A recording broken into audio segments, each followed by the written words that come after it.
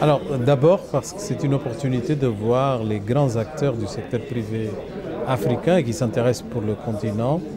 Et deuxièmement, parce que nous sommes dans une période assez active, dynamique de la transformation du continent et il va falloir trouver les bonnes portes d'entrée pour qu'on puisse transformer la croissance actuelle dans une croissance avec qualité.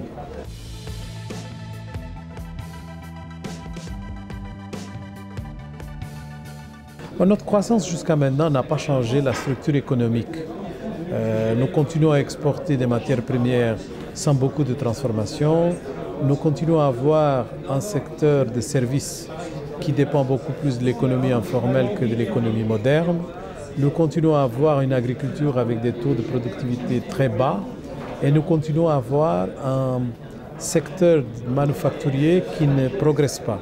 Donc ce sont vraiment des problèmes structurels profonds qui n'ont pas été changés par la croissance. La croissance, elle a été faite en 2/3 par la consommation. Et ce n'est pas vraiment une recette qui nous permet de créer des emplois, qui nous permet d'avoir des sociétés avec une protection sociale plus grande, qui nous permet vraiment d'attaquer la pauvreté. Donc voilà, il nous faut pour cela une croissance de qualité.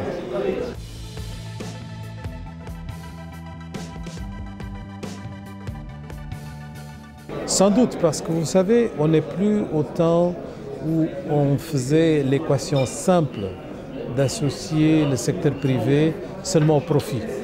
Le secteur privé maintenant est intéressé dans la stabilité politique, le secteur privé est intéressé dans la création d'une consistance dans les systèmes régulatoires, dans les systèmes de commerce, dans l'accès au système financier qui ne peut pas se faire sans avoir des réformes profondes, sans avoir de la transformation structurelle.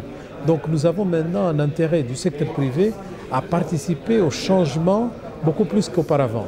Et c'est la raison pour laquelle on ne peut pas avoir vraiment une politique de transformation du continent sans avoir une bonne entente entre les acteurs du secteur public et les acteurs du secteur privé, les acteurs internationaux et les acteurs domestiques.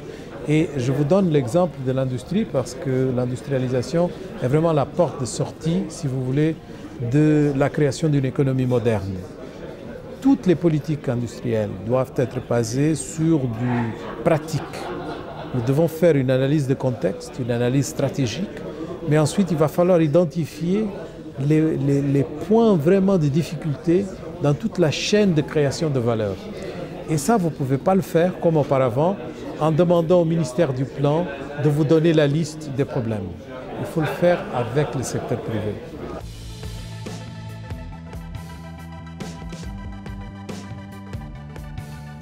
Les patrons africains doivent être les champions du changement de la perception de risque dans le continent. Nous avons une perception de risque qui est très erronée, qui ne correspond pas aux faits, mais en grande partie, les patrons africains, quelquefois, achètent ce même discours, cette même démarche pour une raison très simple.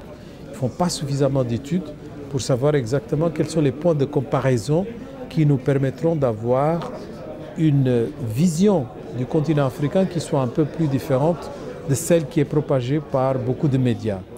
Et ça, c'est leur rôle aussi. C'est leur rôle de ne pas se comparer tout le temps avec la Finlande, avec les pays européens, avec le Japon, avec les États-Unis. Il faut se comparer avec d'autres pays en développement pour voir que finalement, l'Afrique n'est pas si mal. Je vous donne l'exemple de l'Inde, qui est maintenant l'étoile montante de la croissance mondiale. Tout le monde mise sur l'Inde. On considère que c'est vraiment le pays de l'avenir. Alors l'Inde, du point de vue démographique, est très proche de la dimension africaine. En étant un seul pays, nous sommes 54 entités, ils ne font pas beaucoup mieux que l'Afrique. Dans tous les domaines, dans tous les indicateurs, l'Afrique va au-devant de l'Inde malgré sa fragmentation. Est-ce que les patrons africains tiennent ce type de discours? Non. Donc il va falloir qu'ils contribuent aussi à travers leurs actions, à travers leurs investissements, à travers leurs démarches, à changer le discours parce que c'est eux qui vont être les têtes de pont pour amener d'autres investisseurs étrangers vers le continent.